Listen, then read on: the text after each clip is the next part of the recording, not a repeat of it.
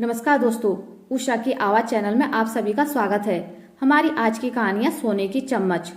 Mehul school जाने के लिए तैयार हो रहा था। उसकी नौकरानी आबा उसे तैयार कर रही थी। तभी मेहुल की मम्मी आशा जी ने आवाज लगाई, आबा कितना टाइम लगेगा बाबा को तैयार करने में, देर हो रही है।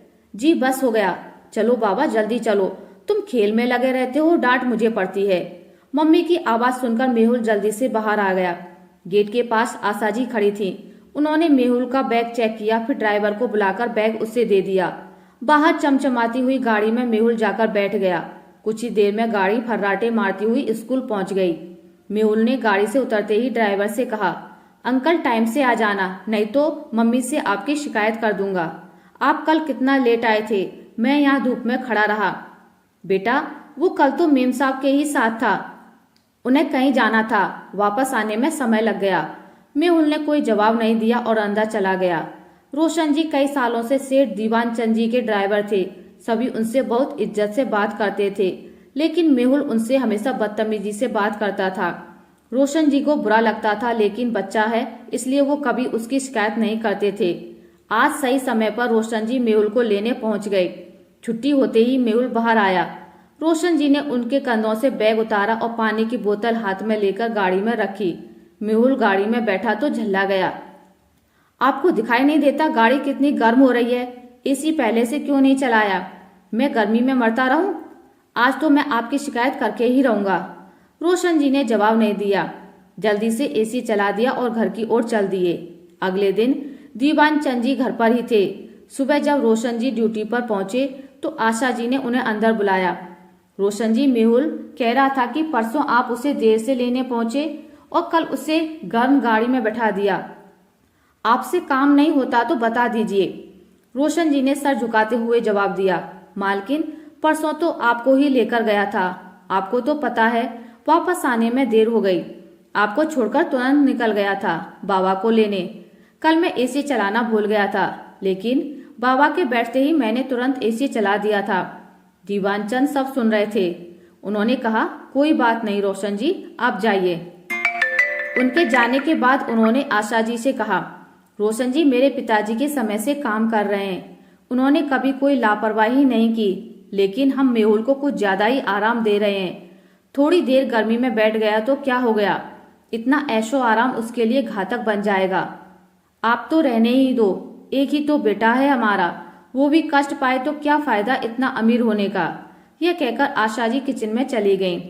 हर नए दिन के साथ मेहुल की आदतें बिगड़ती जा रही थी। कभी वह खाना फेंक देता, कभी किसी भी नौकर को डांट देता। आशा जी हमेशा उसका पक्ष लेकर नौकरों को डांटती रहती थी।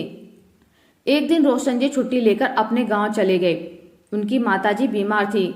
सुबह जब मेहुल स्कूल के लिए तैयार हुआ तो आशा जी ने कहा, बेटा आज रोशन जी नहीं आए हैं, आज तुम टैक्सी लेकर स्कूल चले जाओ, मैं कैब बुक कर देती हूँ। मेहुल ने कहा, मैं उस गंदी सी कार में नहीं बैठूंगा, और ये ड्राइवर कहाँ मर गया, इसे नौकरी से निकाल दीजिए। दीवान चंद जी ने मेहुल को डांटते हुए कहा, क्या बकवास कर रहे हो तुम, कुछ ज्यादा ही नखरे मारने लगे हो। चुपचाप चले जाओ कैब से। बहुत से बच्चे पैदल ही स्कूल जाते हैं, अगर कैब से नहीं जाना तो आवा तुम्हें स्कूल छोड़ आएगी।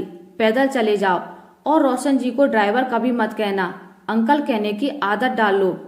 मेहुल को बहुत गुस्सा आ रहा था। आबा बैग लेकर मेहुल के साथ चलने लगी। वह बड़बड़ा था, आने दो इस रोशन के बच्चे को, इसकी वजह से मुझे इतनी गर्मी में पैदल स्कूल जाना पड़ रहा है, इससे तो सबक सिखाकर ही छोड़ूंगा। अगले दिन जब स्कूल जाने का समय हुआ तो रोशन जी आ चुके थे। वे अच्छे से मेहुल को स्कूल ले गए।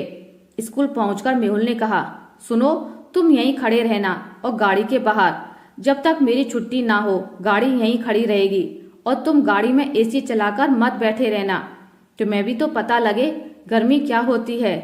रोशन जी बोले, बाबा मैं छुट्टी से पहले गाड़ी लेकर आ जाऊंगा।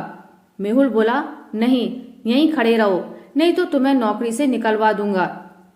यह कहकर मेहुल अंदर चला गया। रोशन जी बाहर ही खड़े रहे। स्कूल के आसपास कोई बैठने की जगह नहीं थी। गाड़ी के पास खड़े खड़े गर्मी से उनका बुरा हाल हो गया था। छुट्टी के समय जब मेहुल बाहर आया तो देखा न वह रोशन जी थे न गाड़ी। उसे बहुत गुस्सा आया। तभी सामने से आभा आती हुई दिखाई दी। चलो बाबा, हम ऑटो करके चलते हैं। लेकिन ये रोशन कहाँ मर गया? मैंने उससे कहा था यहीं खड़े रहना। आबा बोली, वो तो यहीं खड़े थे, लेकिन गर्मी से चक्कर खाकर गिर पड़े। उन्हें अस्पताल में एडमिट कराया गया है। यह सुनकर मेहुल के पैरों तले जमीन खिसक गई। वह घर पहुंचा तो देखा मम्मी पापा वहां नहीं है। मेहुल बैठकर रोने लगा कि उसे अब डांट पड़ेगी, यह सब उसकी वजह से हुआ है। कुछ देर बाद मेहुल के मम्मी पापा आ गए तो मेहुल ने पूछा, अंकल कैसे हैं? आशा जी ने कहा, बेटा वो अब ठीक हैं, कह रहे थे बस तुम्हें छोड़कर वापस आ रहे थे, अचानक चक्कर आ गया। मेहुल सोच रहा था आज उसे डांट पड़ेगी, लेकिन रोशन जी ने उसकी शिकायत ही नहीं की।